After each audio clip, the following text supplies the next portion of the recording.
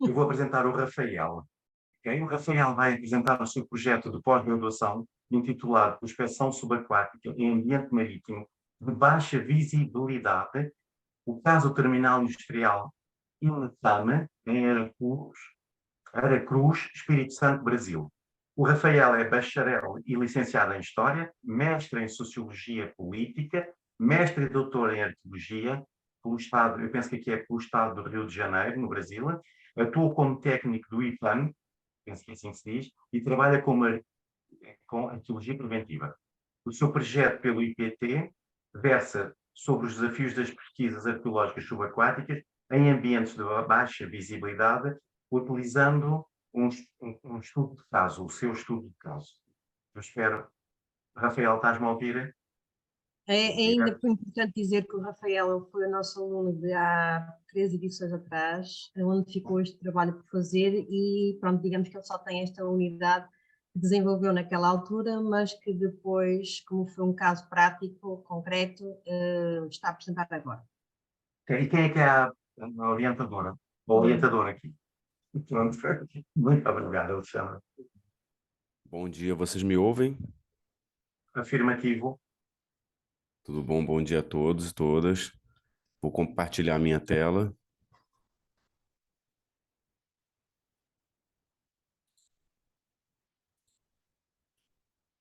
Vocês veem?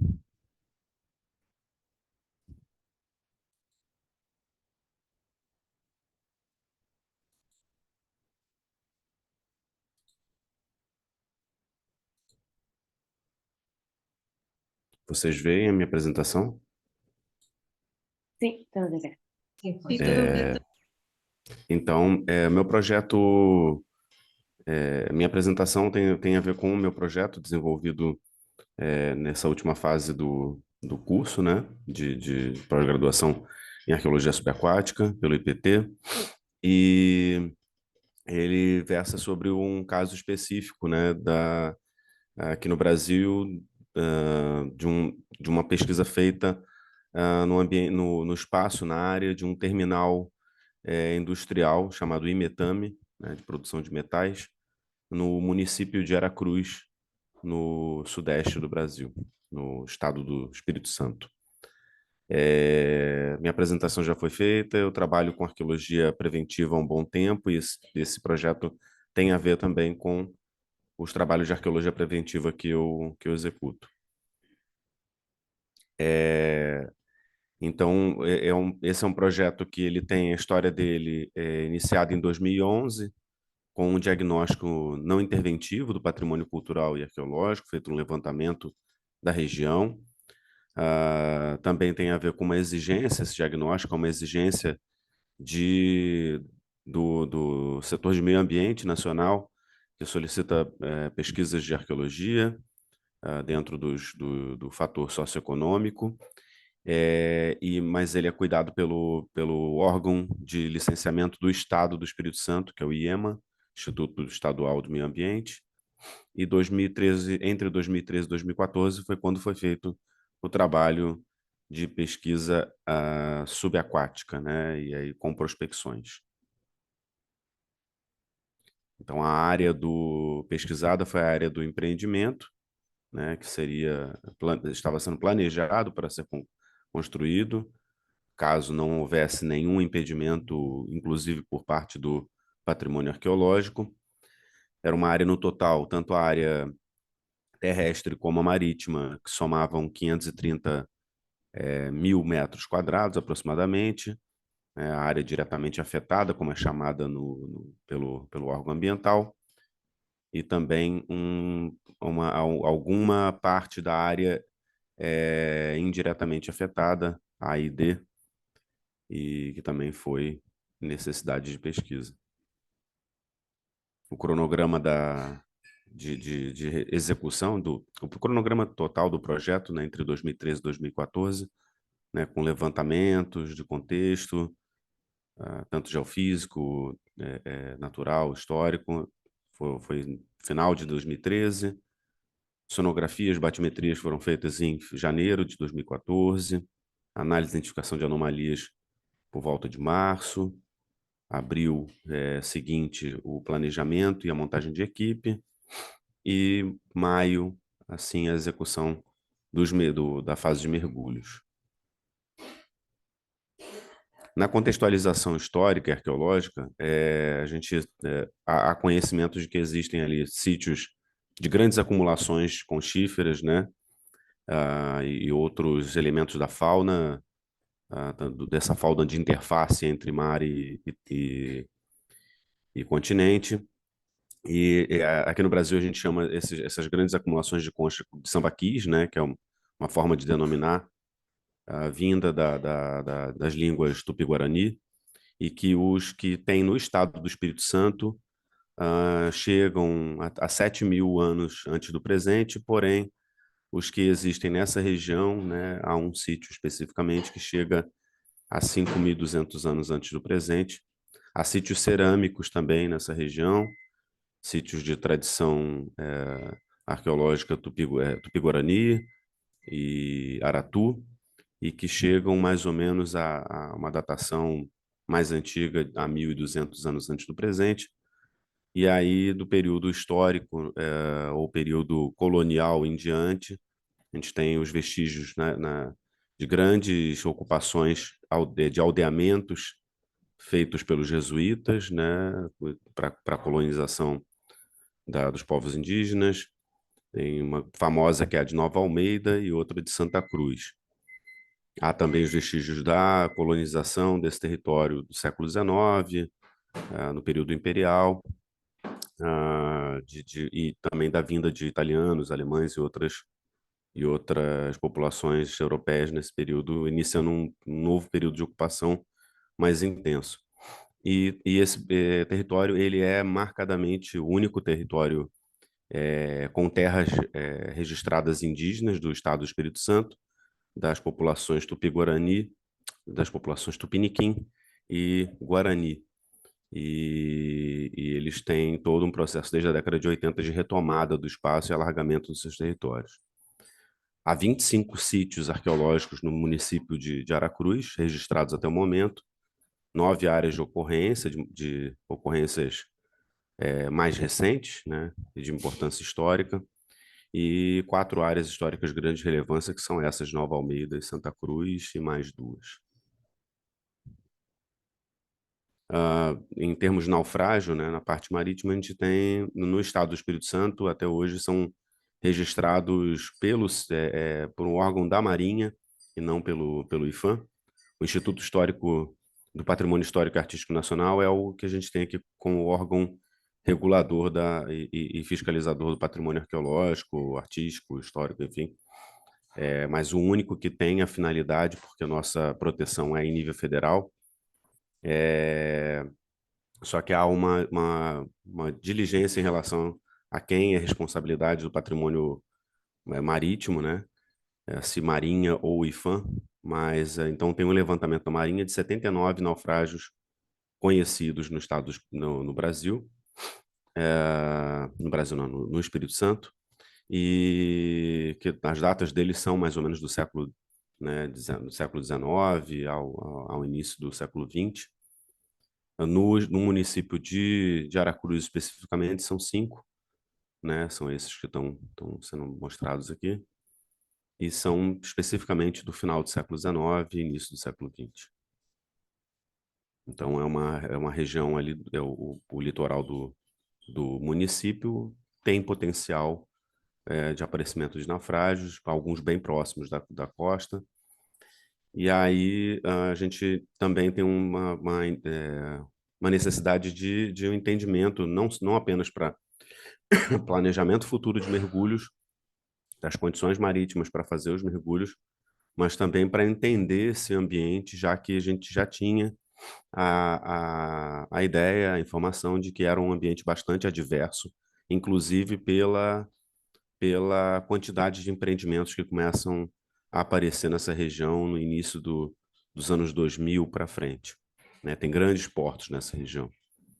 Então, a gente fez um levantamento de condições de ondas, das correntes marítimas, a profundidade do fundo marítimo, né? E as condições de correntes, enfim, em várias profundidades e visibilidade.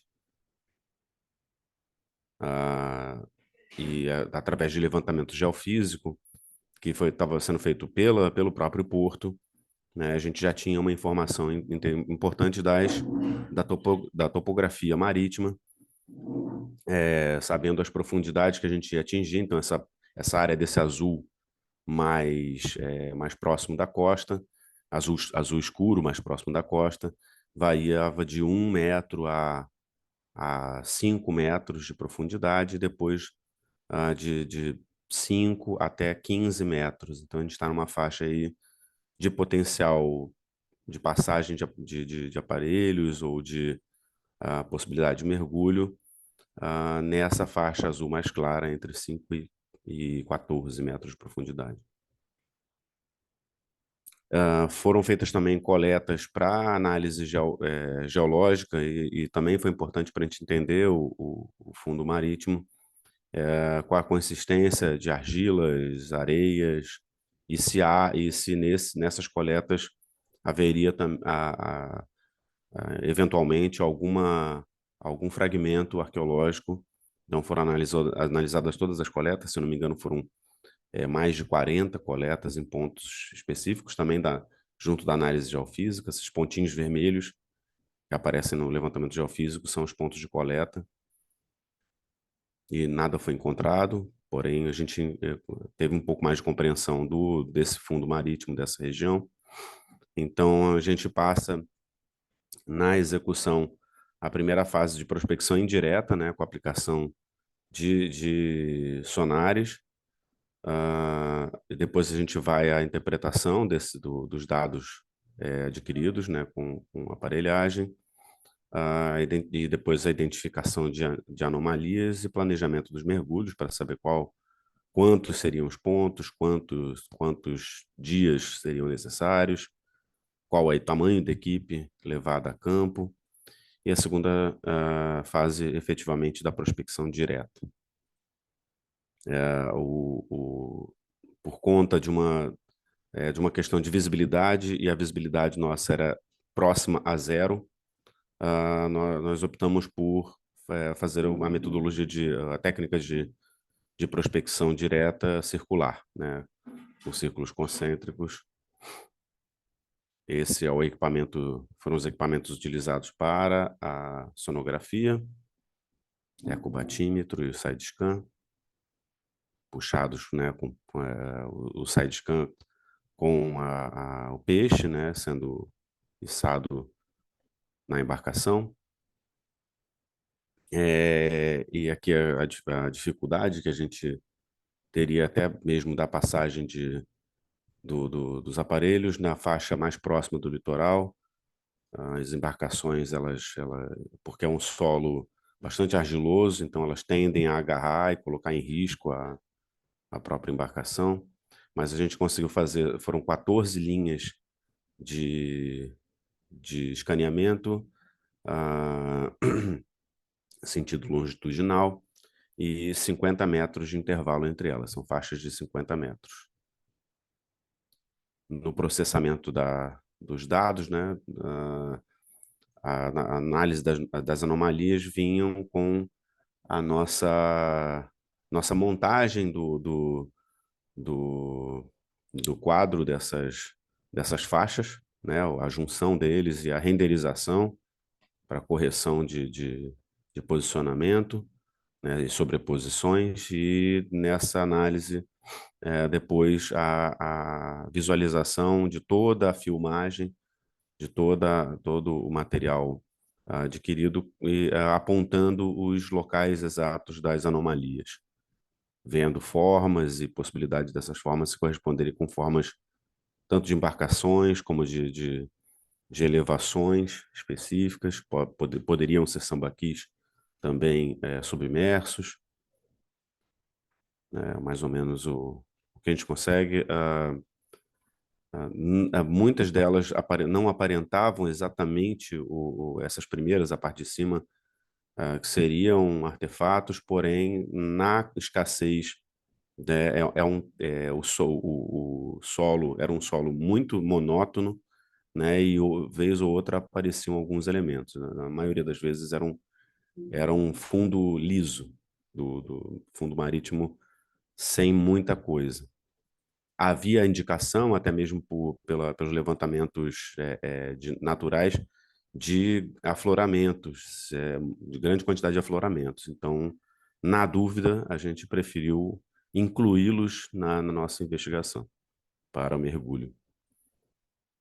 Esse é mais ou menos o mapa da quantidade de pontos que seriam os pontos de investigação por mergulho, os pontos das anomalias.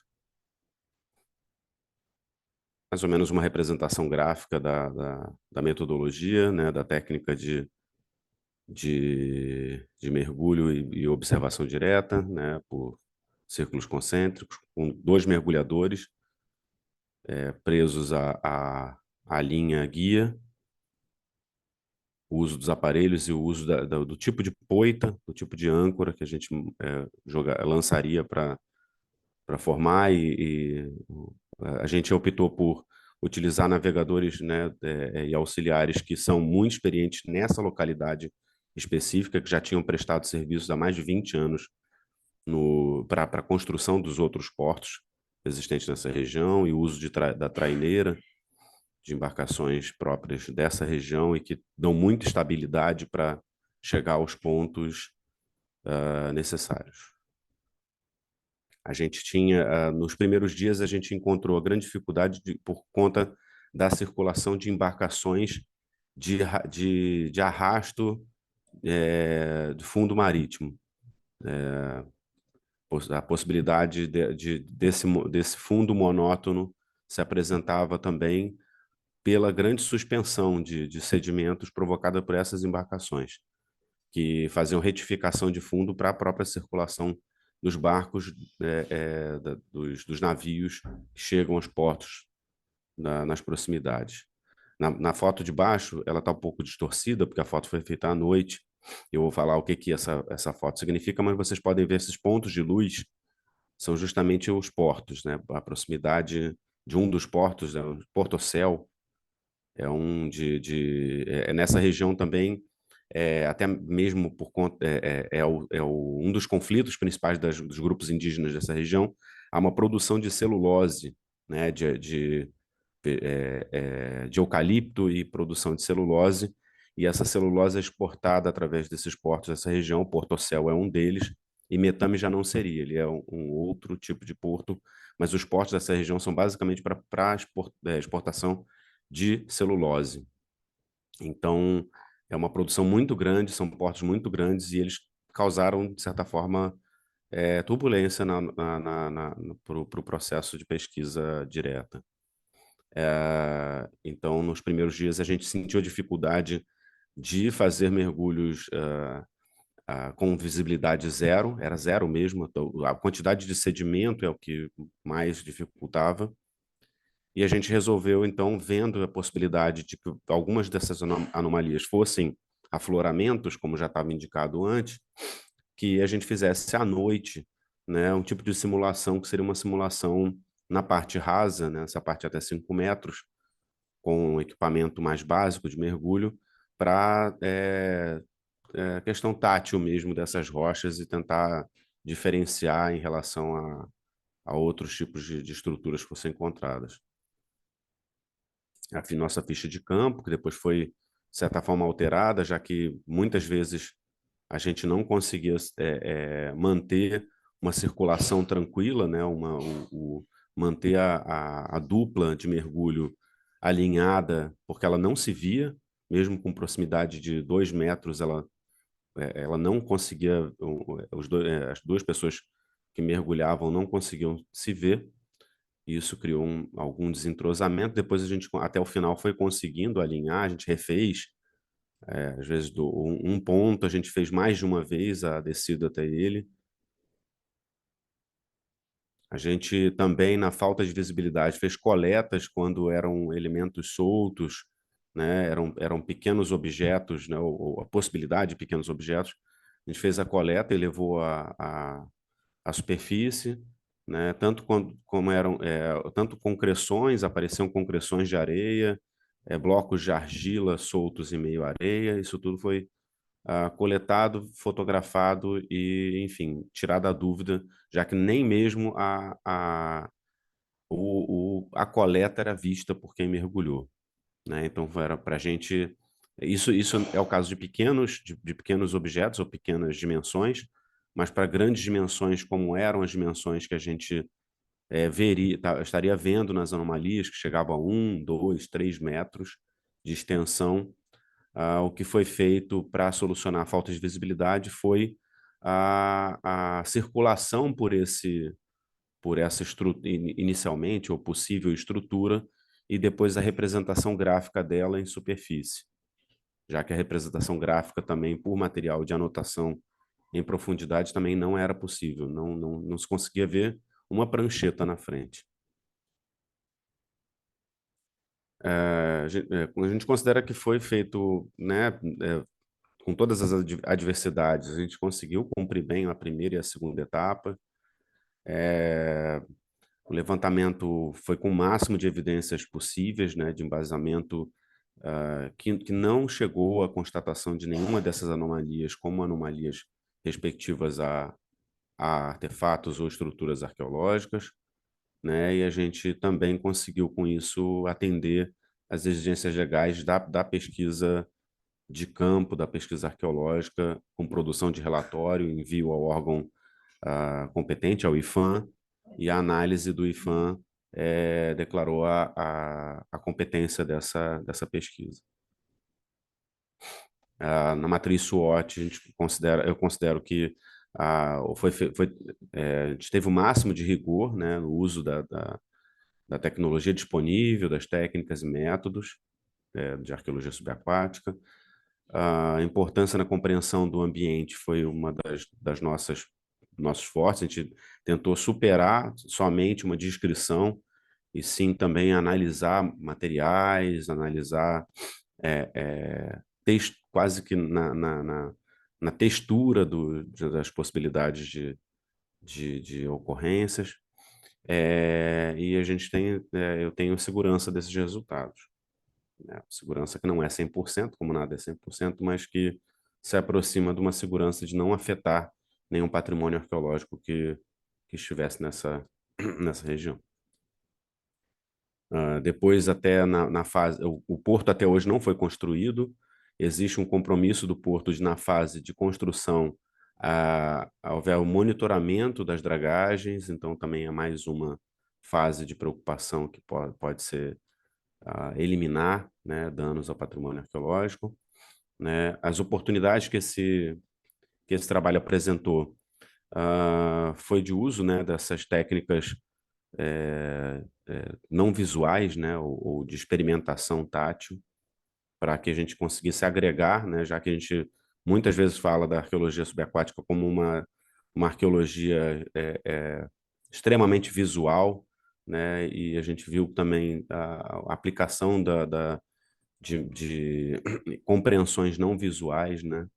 Isso também se tornou relevante para essa pesquisa em específico.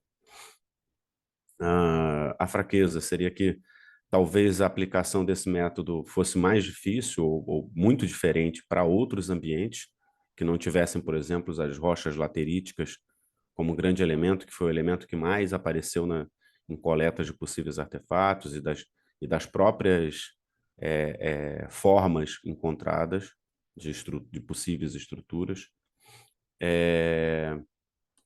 A dificuldade, a gente não teve como adquirir imagens para também representar tanto a negativa, né, de estruturas de não estruturas, que foram vistas como anomalias e depois não eram. E seria muito, muito difícil a qualquer soerguimento de estruturas, né? A gente não teria visibilidade delas e fazer qualquer coleta delas também não aconteceria. Então, isso é um ponto que ainda tem alguma preocupação para caso de grandes estruturas sejam identificadas sem visibilidade alguma.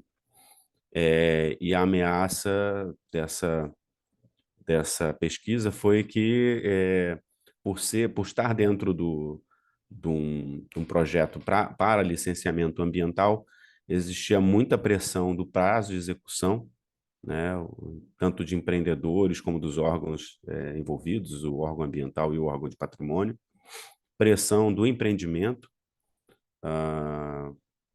que obviamente não queria que fosse encontrado nenhum objeto, porém não estaria na competência deles esse tipo de análise ou conclusão, e a perturbação também dos portos próximos foi um fator de ameaça, inclusive da própria segurança, né? A gente teve que interromper por alguns dias a nossa circulação por barco, porque essas embarcações, mesmo com a comunicação da Marinha, que a gente estaria fazendo pesquisa científica na região, não havia respeito por parte desses portos, que a gente fizesse a pesquisa sem que eles circulassem próximos e produzissem ondas, para além das ondas naturais, produzissem perturbação da própria pesquisa. Alongou o prazo de campo, era um campo que tinha X de prazo, ele aumentou em 2 vezes, porém, a gente conseguiu chegar até o final fazendo tudo que a gente previu.